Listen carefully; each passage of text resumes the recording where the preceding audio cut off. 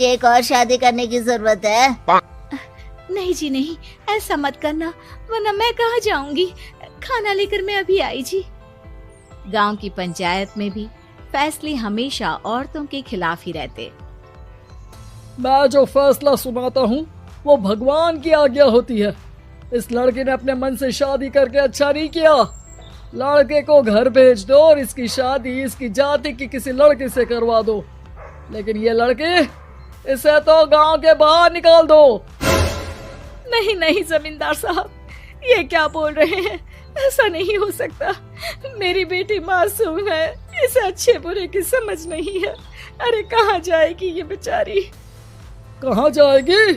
इतनी चिंता है तो पूरे परिवार का गांव निकाला कर देते हैं। बेचारे पूरे बसे बसाए परिवार को गांव छोड़ना पड़ता है। चाहे जो हो, अगर बेटियों को कंट्रोल नहीं कर सकते तो गांव में रहने का कोई मतलब नहीं है। यहाँ औरतों को दब कर रहना होगा। कोई भी अपने हिसाब से कुछ नहीं कर सकता, सब ईश्वर की मर्जी से ही होगा। तभी गांव का एक आदमी दौड़ा दौड़ा आता है। सरपंच साहब, जमींदार साहब, वो कालिया है ना, उसकी बेटी पढ़ने के लिए शहर जा रही है। अच्छा, ये कब हो गया? और कालिया की हिम्मत कैसे हो गई ऐसा करने की? लेकर आओ उसे और उसकी बेटी को।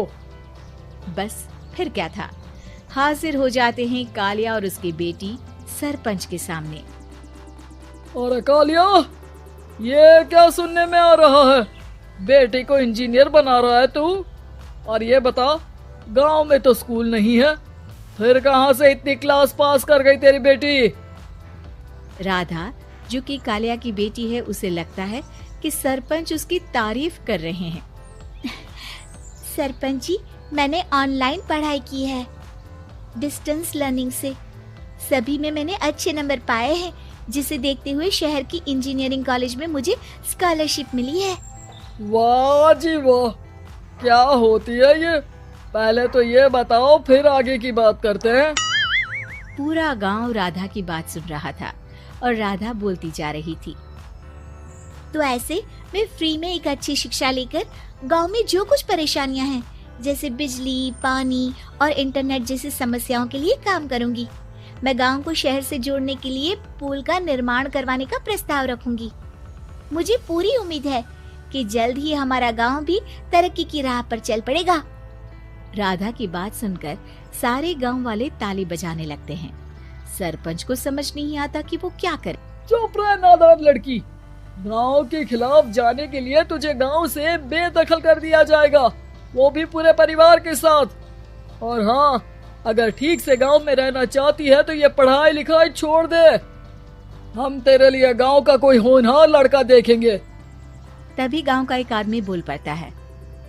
अरे नहीं नहीं सरपंच जी, राधा बिटिया जो बता रही है, अगर वैसा हो जाए तो हम लोगों को पैसा कमाने के लिए बाहर नहीं जाना पड़ेगा। हाँ जी, और ना ही कोसों दूर पानी के लिए भटकना पड़ेगा। हमारे बच्चे भी अच्छी पढ़ाई कर सकेंगे और आगे बढ़ेंगे, ना कि हमारी तरह खेती करते बैठेंगे। क्यों गांव वालों, राधा बिटिया का साथ देना चाहिए ना। सरपंच देखता है कि गांव राधा के साथ है तो वो चुप हो जाता है। वो घर आकर अपने सलाहकार से बात करता है, जो बहुत ही चालाक किस्म का इंसान होता है।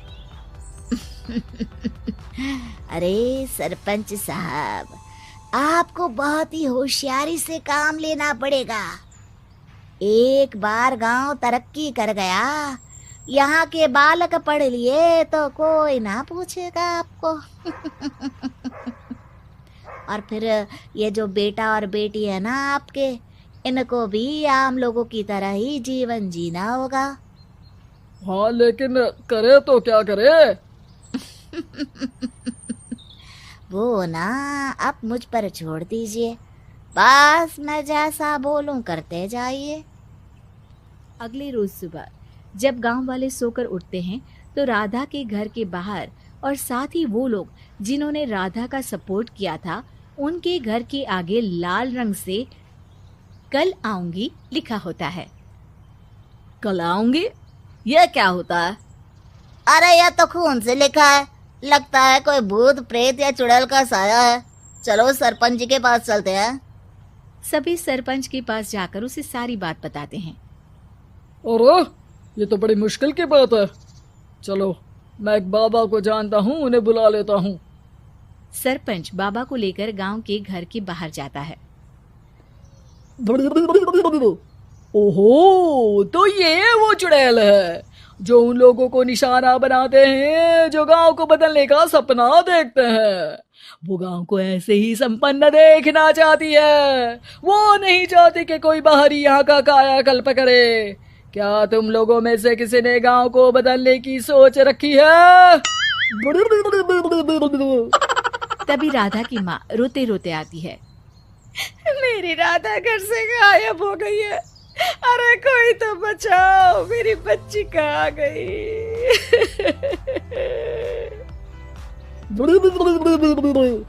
ले गई वो चुड़ैल, तेरी बच्ची को ले गई। अब वो उसे श्रापित करके छोड़ेगी। उस पर चुड़ैल का साया हो जाएगा। तभी बुरी सी हालत में राधा भी वहाँ आ जाती है। उसके बाल चुड़ैल की तरह फैले होते हैं और कपड़ों में खून लगा होता है। सभी राधा को देखकर डर जाते हैं। माँ, पता नहीं मुझे कौन उठा कर ले गया था। अरे दूर दूर हो जा चुड़ैल, अब हम लोग इस गांव में नहीं रुकेंगे। अरे कैसे बातें कर रहे हैं आप? कल तो आप मेरे भरोसे गांव का हुलिया बदलने, अपने बच्चों को पढ़ाने और तरक्की उन्नति की बात कर रहे थे, तो आज क्या हो गया आपको? ये फिर तुम लोगों को बहकाएगी। ये चुड़ैल गांव में आ चुकी है। ऐसे ही ये तुम्हारे घर के बच्चों को भी ले जाएगी। गांव वाले राधा को गांव से बाहर निकाल देते हैं। उसके माँ बाप रोते रहते हैं, लेकिन गांव वाले नहीं मानते।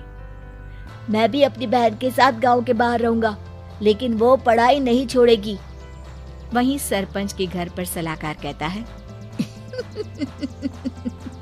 देखा, सांप भी मर गया और लाठी भी नहीं टूटी। लेकिन अगले ही दिन सरपंच के घर के बाहर भी वही शब्द लिखे होते हैं।